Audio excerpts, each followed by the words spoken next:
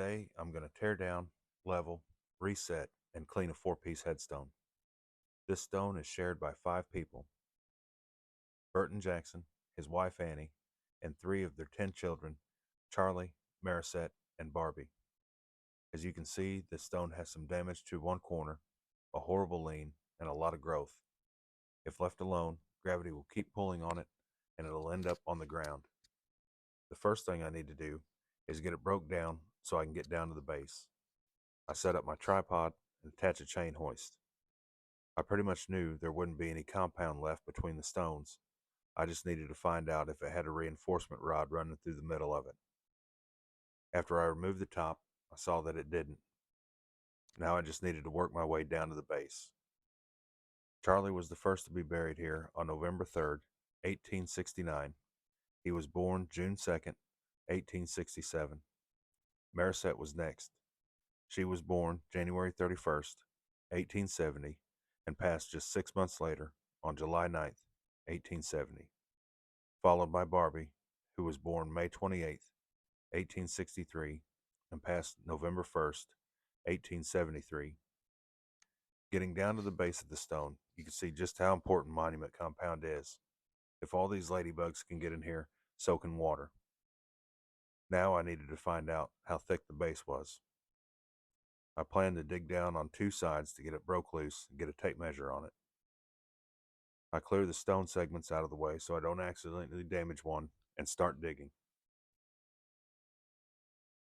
Burton's wife Annie also shares this stone. She was born November 10th, 1821, and passed September 28th, 1883. I need to find out just how thick the base is, so that way I'll know how much to raise it up.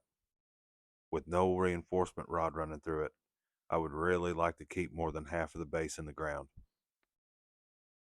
There was a lot of weight there, so I had to raise one side up at a time. Use my pry bar to hold it up and pack as much sand and gravel in as possible, and then move to the other side and do the same thing. Burton was the last to be buried here. He was born August 12th, 1822 in North Carolina, and died October 2nd, 1896 in Blueford, Illinois. He must have been a very important man around here in his day. The day after his death, a special dispatch was sent to the Globe Democrat, a newspaper in St. Louis, that read, "Burton Jackson, an old and well-known citizen, died at Blueford in the eastern part of this county last night of paralysis. He was a prominent figure in county affairs and a Democrat of the Jacksonian school." There was also a special telegram that was sent to the Daily Inter-Ocean newspaper in Chicago. Burton Jackson, age 74, died yesterday after a residence of 50 years in Jefferson County. Deceased was widely known. Finding true level on a base stone with the top not flat would be hard to do, so I decided to get it as close as I could and then put the first stone on to get level off of that. Need to roll your setting compound out, a thick string, and run an outline around where the first stone will sit. Then take wedge-shaped pieces of lead and put one in all 4 corners. That's so the stone will have something soft to sit on, and it keeps it from smashing all the compound out. I used the tie-down strap to secure the straps that I used to lift the stone. I definitely didn't want to drop and bust it. The tripod allows you to get the stone placed where it needs to be without contact, and then you can just lower it into place.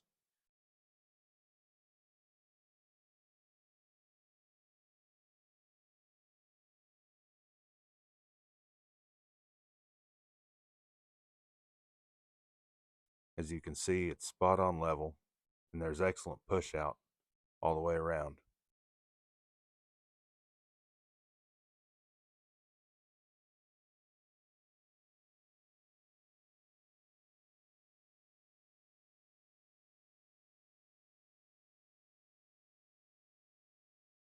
Now it's time to start going up with the rest of it. I'll go ahead and fill and pack in around the base.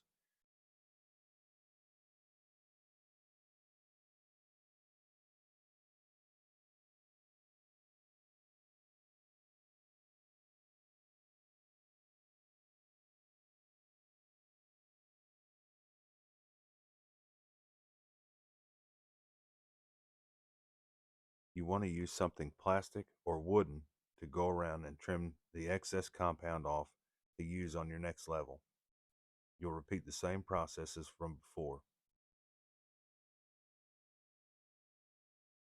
You'll roll your compound out to the size of a thick rope, lay it out around where the next stone is going to be, and cut your pieces of ledge wet out and put in all four corners.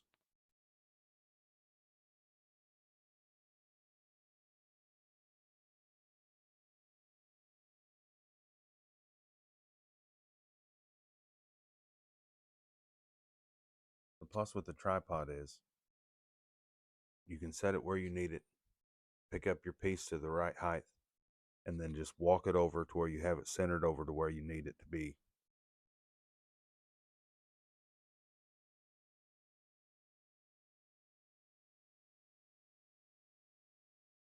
Once you get your corners lined up, drop your piece down, and you're all set. Always be sure and check your level as you go. Trim off the excess, move it up to the next level, and get ready to roll it out.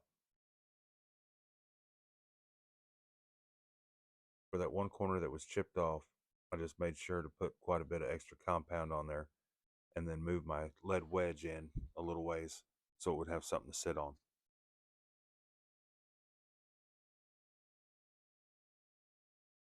Other than that, it's the same as before.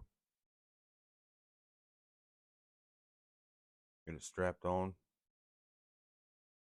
pick it up where it's at, move it over.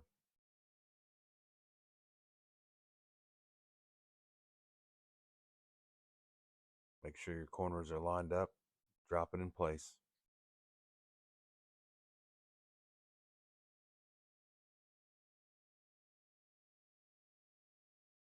With that, clear everything out of the way, cut off your excess, save it for the next stone. While digging, I didn't find a shell, but I did find what I think is a stem and several pieces of some fancy glass. We'll just make sure and put it back.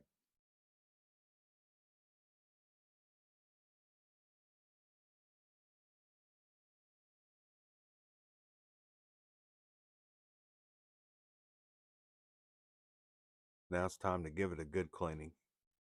I take off what I can with a plastic razor blade and a brush, wet it up, and then spray it down with D2 biological solution.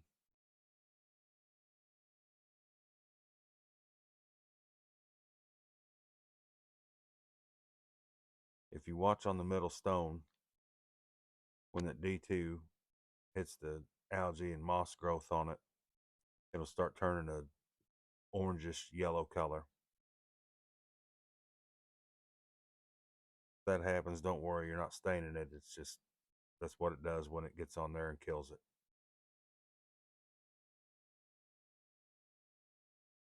I want to take this time and thank you for watching and everybody that has subscribed so far. If these are the type of videos you enjoy to watch, feel free to like and subscribe. There are a lot of stones out here that need fixed, and I plan on making videos on just about all of them.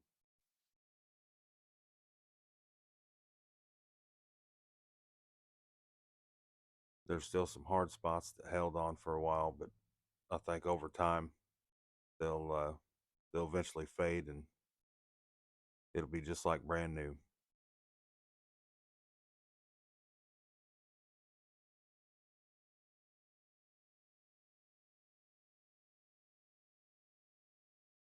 Now there's just one more thing to do.